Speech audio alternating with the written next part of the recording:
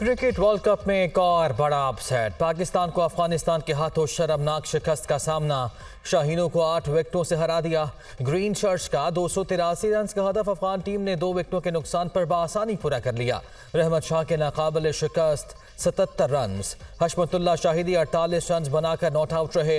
इब्राहिम ज़ादरान ने 87, रहमानुल्लाह गरबाज ने 65 रन की शानदार इनिंग्स खेली। ग्रीन शर्ट्स ने 50 ओवर्स में 7 विकेटों के नुकसान पर 282 रन बनाए थे। कप्तान बाबर आजम 74 और अब्दुल्ला शफीक 58 रन बनाकर नुमाया रहे। इब्राहिम ज़ादरान मैच के बेहतरीन खिलाड़ी करार पाए।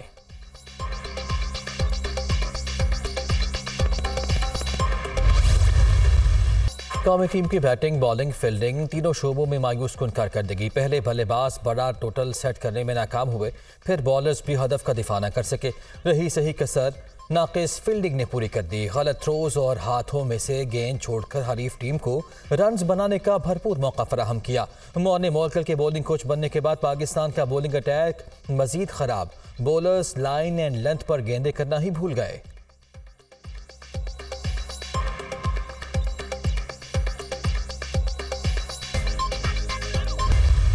आज तो उम्मीद ही नहीं था कि मैच हारेंगे। ये तो बंदे की सोच में भी नहीं था कि अफगानिस्तान से भी हार जाएंगे। इससे बड़ी शर्म की बात हमारे लिए क्या होगी कि हम अफगानिस्तान से हार रहे हैं। खुदा के वास्ते यार बंदों की तरह खेलें यार। ये वर्ल्ड कप है, ये किस्मत वाला खेलता है।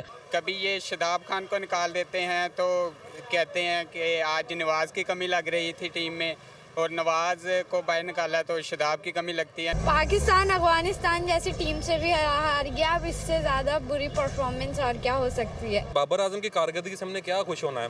Zero performance. इससे अच्छा कोई पाकिस्तान के कोई बच्चों को ले जाते ना, वो इससे अच्छी कंडीशन में खेल सकते थे। अफगानिस्तान से हार कभी सोचा भी नहीं था यार हमने। भाई मैं तो ये कहूँगी कि इस दफ़ा की सिलेक्शन बिल्कुल बुरी हुई है, बहुत ख़राब सिलेक्शन है। ऐसे पाकिस्तान कैसे जीतेगा भला। अफगानिस्तान से शिकस्त पर आवाम कौमी टीम पर फट पड़े। शहरियों ने टीम सिलेक्शन पर सवालात उठा दिए। हमारी बैटिंग मयारी है और ना ही बॉलिंग। वर्ल्ड कप में कप्तान बाबर आजम की अपनी कारकर्दगी भी एक सवालिया निशान है। शहरियों ने कौमी टीम पर बड़ी तब्दीलियों का मुतालबा कर दिया।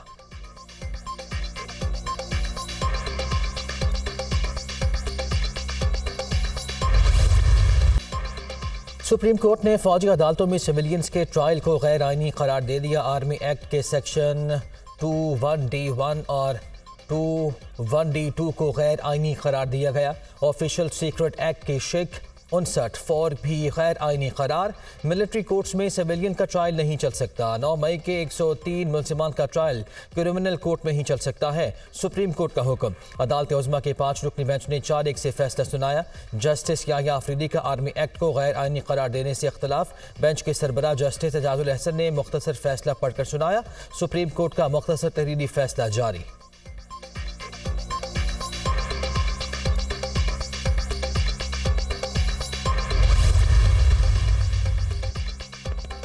फौजी अदालतों में सिविलियन ट्रायल का केस। सुप्रीम कोर्ट ने 9 मुतफ़र्रिक़ दरखास्तें वापस लेने की बुनियाद पर मुस्तरद कर दी। किसी जुर्म में मुल्ज़िमान का ताल्लुक आर्म्ड फोर्सेस से साबित हो तो एक्ट लागू होगा। जो ड्यूटी पर मौजूद ना हो मगर किसी हमले से मुतासर हो जाए तो इसका मामला अलग है। अटॉर्नी जनरल के दलाल। आप सारी आर्म्ड फोर्सेस के केसेस पढ़ रहे हैं, उन केसेस का मौजूदा केस से क्या ताल्लुक है।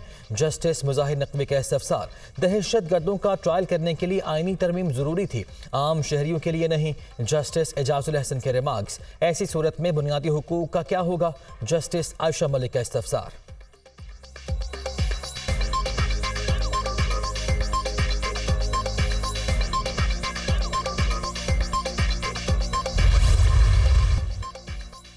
फैसला जमहूरियत और पूरे निज़ाम को मुस्तहकम करेगा। सुप्रीम कोर्ट ने साबित कर दिया कि बालादस्ती सिर्फ कानून की होगी। फौजी अदालतों में सिविलियंस के ट्रायल के हम खिलाफ थे। जो भी वाक़यात हुए हैं उनके ये कसूरवार हैं। मारूफ कानूनदान एतजाज़ अहसन का अदालती फैसले पर रद्द-ए-अमल।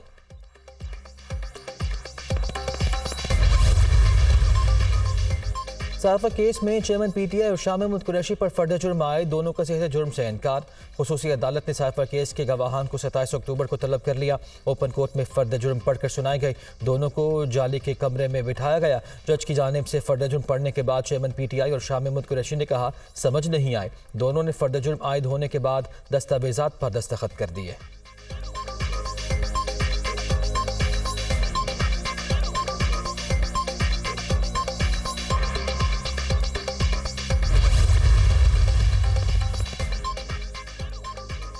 जज अबुल हसन जुल्करनैन ने चेयरमैन PTI को चार्जशीट पढ़कर सुनाई। बतौर वज़ीर आज़म गैर कानूनी तौर पर साइफर अपने पास रखा, सियासी मकासद के लिए इस्तेमाल किया, साइफर की खुफिया मालूमात को गैर ज़रूरी अफराद तक पहुँचाया, मुल्क के सिक्योरिटी सिस्टम पर कॉम्प्रोमाइज़ किया। इससे रियासत पाकिस्तान की सेफ्टी मुतासर हुई। साइफर को अपने लिए इस्तेमाल करके कौमी सलामती को खतरे में डाला। चेयरमैन PTI पर साइफर केस में लगी चार्जशीट मंजर-ए-आम पर आ गई। शाह महमूद कुरैशी ने चेयरमैन PTI के जुर्म में मावनत की।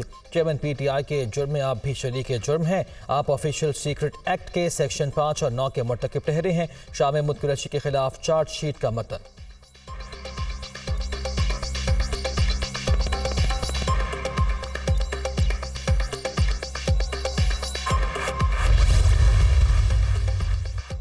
चेयरमैन PTI ने इस्लामाबाद हाई कोर्ट में साइफर केस के ओपन ट्रायल की अपील दायर कर दी। ऑफिशियल सीक्रेट एक्ट खुसूसी अदालत के जज की तैनाती के खिलाफ भी अदालत से रुजू।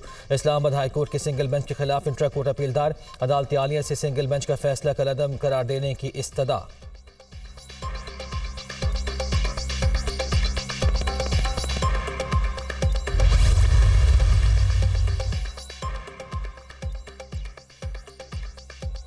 साबिक वज़ीर ख़ज़ाना इसहाक़ डार को अदालत से बड़ा रिलीफ। आमदन से ज़्यादा 7,000 रेफरेंस से भरी एहतसाब अदालत इस्लामाबाद ने महफूज फैसला सुना दिया। इसहाक़ डार के खिलाफ करप्शन के सबूत नहीं मिले। नैब को बरगत पर कोई एतराज़ नहीं। नैब प्रोसिक्यूटर का अदालत में मौक़िफ़।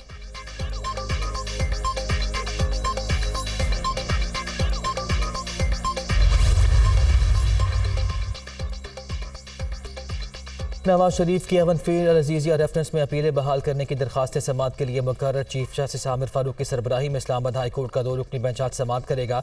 जस्टिस मियां गुल हसन औरंगजेब भी खुसूसी बेंच में शामिल। साबिक वज़ीर आज़म की दरखास्तों पर कोई एतराज़ नहीं लगाया गया। एवन फील्ड रेफरेंस में एहतसाब अदालत ने 6 जुलाई 2018 को गैर हाजिरी में सज़ा सुनाई। पेटिशनर की अहलिया लंदन में ज़ेर इलाज और वेंटिलेटर पर थी। फैसला सुनाने के ऐलान में ताख़ीर की इस्तदा की जो मंजूर न हुई। नवाज शरीफ सेहत की खराबी के बायस अपीलों की पैरवी के लिए हाजिर नहीं हो सके। दरखास्त में मौक़िफ़।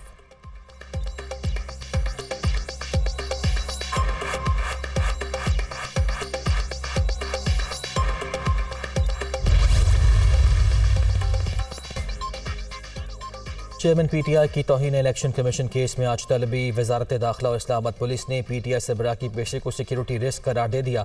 चेयरमैन PTI को आज इलेक्शन कमीशन में पेश करने से भी माजरत कर ली।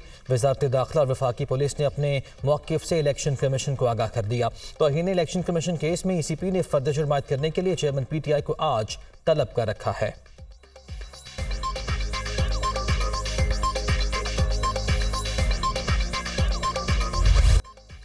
नब्बे रोज़ में इलेक्शन वाली बात मुमकिन नहीं। वो बात बताएं जो मुमकिन हो। हम केस लगाएं तो इल्ज़ाम, ना लगाएं तो भी हम पर इल्ज़ाम।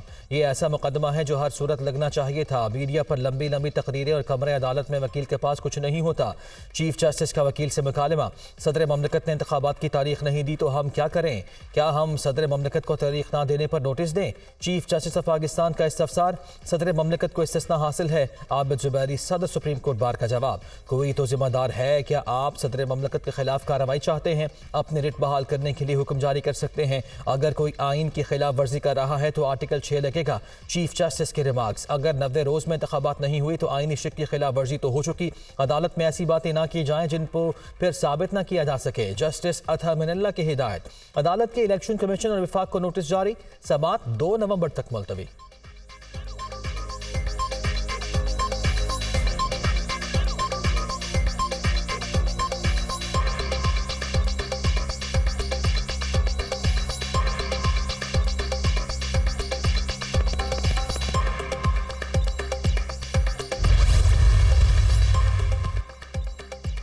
नब्बे रोज़ में इलेक्शन के सुप्रीम कोर्ट की समाअत का मुख्तसर हुक्म जारी। दरख्वास्त गुजारों ने कहा इलेक्शन 90 दिनों में कराना आईनी तकाजा है। पेटिशनर्स का मौक़िफ़ है कि आज फैसला हो तो 90 दिनों में इंतखाबात मुमकिन नहीं। तहरीक इंसाफ के वकील ने आर्टिकल 254 का हवाला दिया। दरख्वास्त गुजारों के मुताबिक इलेक्शन कमीशन ने मरदमशुमारी के बाद हल्का बंदियाँ शुरू कर दी हैं। बताया गया कि हल्का बंदियों का काम 14 दिसंबर तक मुकम्मल होगा। दरख्वास्त गुजार मरदमशुमारी का अमल, इसकी मंजूरी और हल्का बंदियों पर मुतमईन नहीं। दरख्वास्त गुजारों का कहना है कि ये सारा अमल इंतखाबात की ताख़ीर का बहाना है। दरख्वास्त गुजारों से पूछा गया कि इलेक्शन की तारीख ना देने का जिम्मेदार कौन है। दरख्वास्त गुजारों ने अदालती सवाल का मुख्तलिफ जवाब दिया। मुख्तसर फैसले का मतन।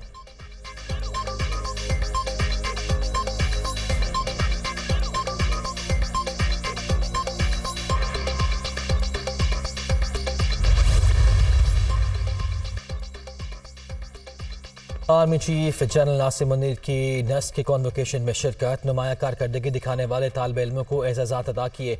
ग्रेजुएट तलबा, वालिदैन और असातिज़ा को दिली मुबारकबाद दी। ये दिन तब्दीली से ज़्यादा जिम्मेदारी के इजहार का मुतकाज़ी है।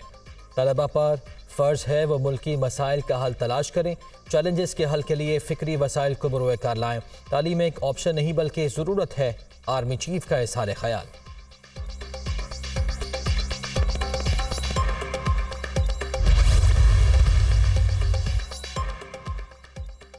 नवाज शरीफ 21 अक्टूबर के शानदार इज्तिमा पर पार्टी रहनुमाओं, नौजवानों, ख़वातीन, वर्कर्स के मशकूर। आपकी मोहब्बत, मेहनत और खुलूस मेरा कीमती असासा है और रहेगा। अल्लाह के फजल और आपके जज्बे के तोफ़ैल पाकिस्तान और अवाम फिर से बहरानों से निजात पाएंगे।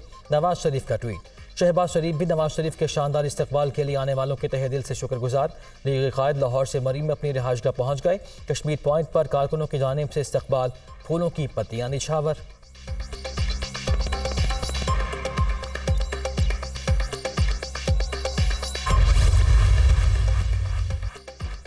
बिलावल भुट्टो ज़रदारी ने इलेक्शन की तारीख देने का मुतालबा फिर दोहरा दिया। ताख़ीर इंतख़ाबात ना कराने के बराबर है।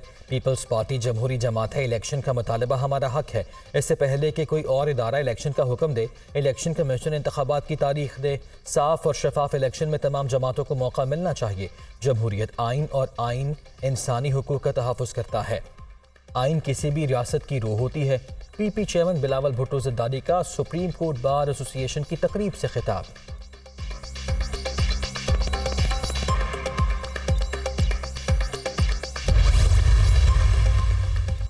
इलेक्शन की तारीख का ऐलान जल्द हो जाएगा। हमारी कोशिश है तमाम जमातों को लेवल प्लेइंग फील्ड मिले।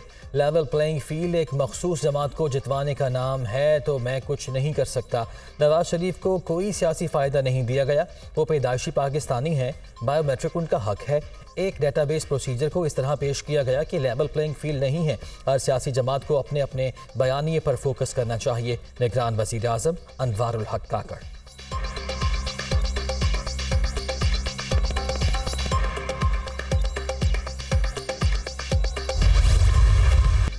इक़्तिसादी राब्ता कमेटी ने घरेलू, कमर्शल और सनती सारिफीन के लिए गैस टैरिफ में इजाफे की मंजूरी दे दी। नई गैस टैरिफ का इतलाक़ 1 नवंबर 2023 से होगा।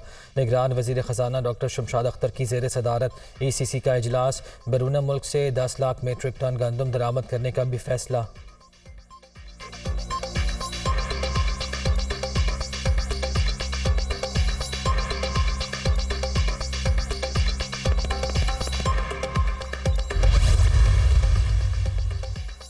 मईशत में बेहतरी के समरात। स्टॉक मार्केट में 339 पॉइंट्स का इजाफा। 100 इंडेक्स 51,070 पॉइंट्स की सतह पर पहुंच गया। अमरीकी करेंसी फिर रुपये पर भारी। इंटरबैंक में डॉलर 32 पैसे महंगा, 279 रुपये 12 पैसे पर बंद। ओपन मार्केट में डॉलर 1 रुपया 50 पैसे महंगा होकर 281 रुपये 50 पैसे का हो गया।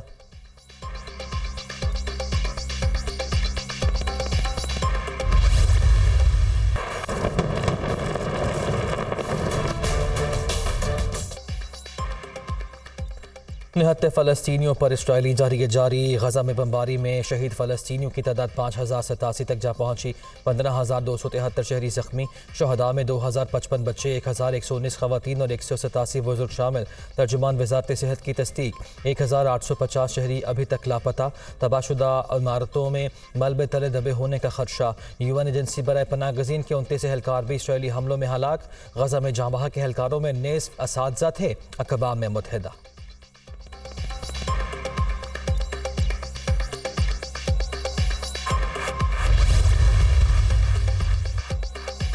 गजा के सरहदी इलाके खान यूनिस के करीब इसराइली फ़ौज का ज़मीनी हमला पसपा। टैंक तबाह। सहूनी फ़ौजी अपनी गाड़ियाँ छोड़कर फरार। हमास का दावा। गजा पर ज़मीनी हमले के रद्द-ए-अमल पर इसराइल पर जवाबी हमला गैर मामूली होगा। हमास ने इसराइल को फिर खबरदार कर दिया, अगर इसराइल अपनी फ़ौजी कार्रवाइयों को फौरी तौर पर नहीं रोकता तो मशरिक़ वस्ता के हालात काबू से बाहर हो जाएंगे। ईरान की भी इसराइल और अमरीका को वार्निंग। इसराइल का रफ़ाह क्रॉसिंग पर मिस्ट्री चेक पोस्ट को निशाना बनाने का एतराफ़। सहूनी फ़ौज रफ़ाह क्रॉसिंग को महफूज रखने के अपने दावे से मुकर गई। इसराइली वज़ीर आज़म नेतन्याहू ने अमरीकी सदर जो बाइडन को मिस्र के रास्ते गजा आने वाली इमदाद पर हमला न करने की यकीन दहानी कराई थी।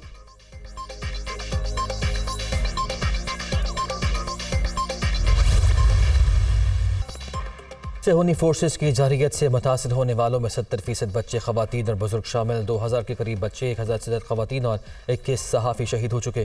गजा में ग़िज़ा की शदीद कमी, अद्वियात, पानी और बिजली की बंदिश के बाइस बमबारी से बच जाने वाले शहरियों की जिंदगी अजीरन। इसराइली फ़ौज हर 15 मिनट में एक बच्चा शहीद कर रही है। फ़लस्तीनी हुक्काम।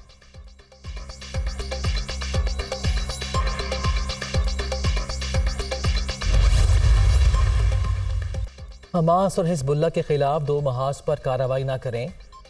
बाइडन का इसराइल को मशवरा। बड़े पैमाने पर जंग से मशरक़ वस्ता का पूरा खित्ता बहरान का शिकार हो सकता है। अमरीका ने खबरदार कर दिया। अमरीकी सदर ने इसराइली वज़ीर आज़म से जंगी क़वानीन पर अमल दरामद यकीनी बनाने पर भी बात की।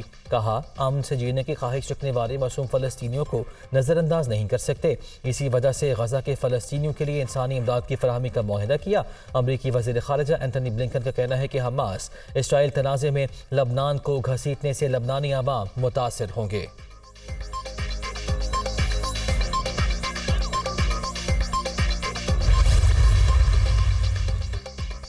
इसराइल हमास तनाज़ा मशरक़ वस्ता में फैलने का खदशा। इसराइल की जनूबी लबनान के अंदर 5 किलोमीटर तक शदीद गोलाबारी। हिज़्बुल्लाह और इसराइली फ़ौज में शदीद झड़पें।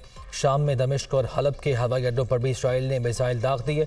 अमरीका ने पूरे मशरक़ वस्ता में फ़ज़ाई दिफाई निज़ाम फ़ाल कर दिया।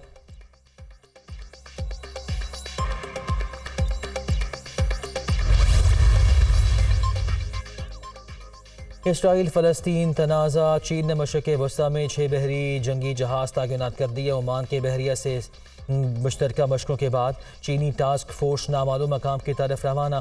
चीनी अखबार का दावा। बरतानवी मीडिया ने खित्ते में बढ़ती हुई कशीदगी के पेश नज़र मशरक़ वस्ता में चीन की जानिब से 6 बहरी जंगी जहाज़ तैनात करने को इंतहाई गैर मामूली पेशरफ्त करार दिया।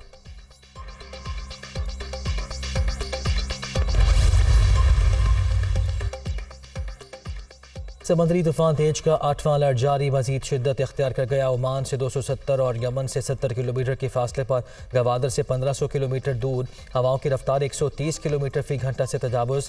लहरें 30 फुट तक बुलंद। तेज तूफान के आइंदा चंद घंटों में यमन के साहली इलाकों से टकराने का खदशा। पाकिस्तान के किसी साहिली मकाम को तूफान का असरात से कोई खतरा नहीं है। महकमा मौसमियात।